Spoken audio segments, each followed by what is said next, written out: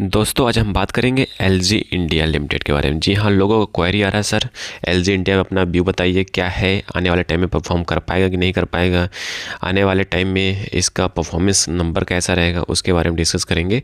और इसके बारे में एक चीज़ मैं और आपको बता दूं कि एलजी इंडिया में बहुत बड़े चेंजेस होने वाला है। कहीं आप एलजी इंडिया में इन्वेस्टेड हैं तो ये वीडियो आपके लिए बहुत ज़बरदस्त होने वाला है।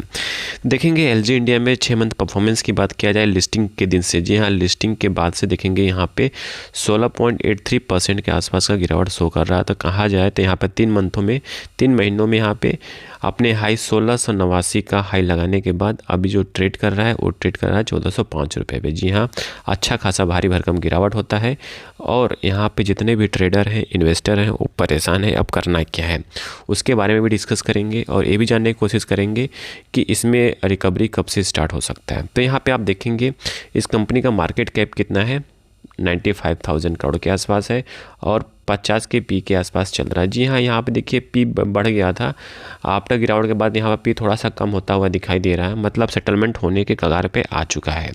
ठीक है, तो अब बात करेंगे ऐसे मुद्दे की बात करेंगे कि अब अभी गिरावट होगी कि नहीं होगी, अब यहाँ से रिकवरी होगा कि नहीं होगा, उस पर भी उस मुद्दे पे भी बात कर ले। थोड़ा सा कंपनी के बारे में जान लेते हैं, फिर उसके बाद उस मुद्दे पे बात करेंगे और उस न्यूज़ को भी कवर करेंगे जिसे आपको जानना बहुत ज़रूरी है। तो यहाँ पे देखेंगे कंपनी का मार्केट कैप 95,000 करोड़ के आसपास हो गया। रिसेंट परफॉर्मेंस की बात किया जाए तो इनके स्टॉक में परफॉर्मेंस जो देख ही रहे हो आप, कितने परसेंट का, 16.96% का 3 महीनों में बहुत ज़बरदस्त गिरावट देखने को मिला। वहीं बात करते हैं एनालिस्ट रेटिंग। जी हाँ, यहाँ पे एक मुद्दा आ गया एनालिस्ट रेटिंग कि यहाँ पे एनालिस्ट कह क्या रहे हैं। एनालिस्ट मतलब कि जो बड़े बड़े इन्वेस्टर ब्रोकर हैं वो कह क्या रहे हैं कि आने वाले टाइम में स्टॉक में तेज़ी बनेगी कि नहीं बनेगी, वो भी देख लीजिए। तो यहाँ पर बोला गया है the stock has generally positive outlook, मतलब यहाँ पे जितने भी एनालिस्ट बोल रहे हैं कि पॉजिटिव आउटलुक दिया है 16 आउट ऑफ 80 एनालिस्ट, मतलब 80 एनालिस्ट में 16 लोगों ने यहाँ पे मेंटेनेंस और बाई की रेटिंग दिया है। जी हाँ, मेंटेनिंग द बाई की रेटिंग दिया है, मतलब बाई की रेटिंग की मेंटेन करके चल रहे हैं यहाँ पे। ऐसा कुछ नहीं है कि इसमें और गिरावट देखने को मिल सकता है। जी हाँ, बट नंबर क्या कहता है उस नंबर पर भी जानना ज़रूरी है। तो यहाँ पे अब रिसेंट न्यूज़ की बात किया जाए, रिसेंट अपडेट की बात किया जाए तो इनका क्वार्टरली परफॉर्मेंस नंबर देखा जाए तो वीक हो सकता है। जी हाँ, इनका वीक रेवेन्यू ऑपरेशंस की बात किया जाए तो यहाँ पर गिरावट देखने को मिल सकता है Q3 में, क्योंकि Q2 में थोड़ा सा प्रेशर देखने को मिला था, डिक्रीज देखने को मिला था। बट Q3 नंबर कहीं ज़बरदस्त आता है तो नो डाउट इसमें फिर से तेज़ी बन सकती है। उसके लिए कंडीशंस ये है कि Q3 का कहीं थोड़ा सा भी नंबर गड़बड़ हुआ तो यहाँ पे कुछ भी हो सकता है। तो दूसरा, 3 मंथ का जो लॉकिंग पीरियड था शेयर होल्डर का, एंकर इन्वेस्टर का जो लॉकिंग पीरियड था वो ख़त्म हो चुका है। जी हाँ, एंकर इन्वेस्टर का जो लॉकिंग पीरियड है जन मंथ में ही ख़त्म होगा। ठीक है, इस जनवरी मंथ एलजी इंडिया के लिए परीक्षा की घड़ी के बराबर हो सकता है। जी हाँ, परीक्षा घड़ी मान लो एलजी इंडिया के लिए होने वाला है ये पूरा जनवरी मंथ। इस जनवरी मंथ में कहीं ये संभल जाता है, ठीक है, गिरावट कम होती है, साइडवेज हो जाएगा तो फिर से इसमें तेज़ी बन जाएगी। जी हाँ, एक बार होता है गिरना, एक होता है साइडवेज होना।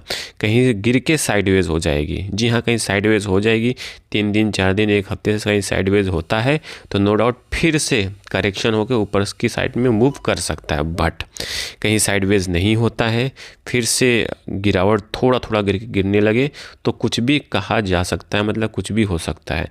जिस तरह एक इसी कंपनी की पीयर कंपनी की बात किया जाए वर्लपूल। जी हाँ, वर्लपूल भी इसी सेक्टर की कंपनी है। उसमें देखेंगे उसमें भी बहुत तगड़ा गिरावट देखने को मिला, अच्छा खासा गिरावट देखने को मिला। क्यों? क्योंकि जितने भी सारे स्टॉक महंगे हो चुके हैं, वैल्यूएशंस वाइज महंगा हो चुका है, उस सारे कंपनियों के स्टॉक्स गिर रहे हैं, दबा के गिर रहे हैं। फिर लोग कहते हैं भाई इतने ऊपर से इतना किससे गिर गया, मेरा तो इतना पैसा फंस गया। भाई पहले शेयर खरीदने से पहले वैल्यूएशंस देखा करो कि वैल्यूएशंस क्या है, फिर उसके बाद बाई क्या करो। दौड़ोगे, भेड़ चाल में दौड़ोगे तो ज़रूर फंसोगे, ज़रूर गिरोगे। तो कहने का मतलब ये है कि जब भी खरीदिए वैल्यूएशंस देखिए, सब कुछ देखिए, टेक्निकल एनालिसिस करिए, तब बाई करिए। ठीक है, तब आपका पैसा बनेगा। आई थिंक सारी इन्फॉर्मेशन आपको समझ में आ चुकी होगी। समझ में आ चुकी, प्लीज़ लाइक एंड सब्सक्राइब करिएगा, दोस्तों के साथ जरूर शेयर करिएगा। डिस्क्लेमर के रूप में यहाँ पे कोई बाई सेल का रिकमेंडेशंस नहीं है, जस्ट एजुकेशन पर्पज से थोड़ा सा इन्फॉर्मेशन आपके साथ शेयर किया गया है कि आप थोड़ा अवेयर हो जाइए एलजी इंडिया को लेके। Thank you for watching this video.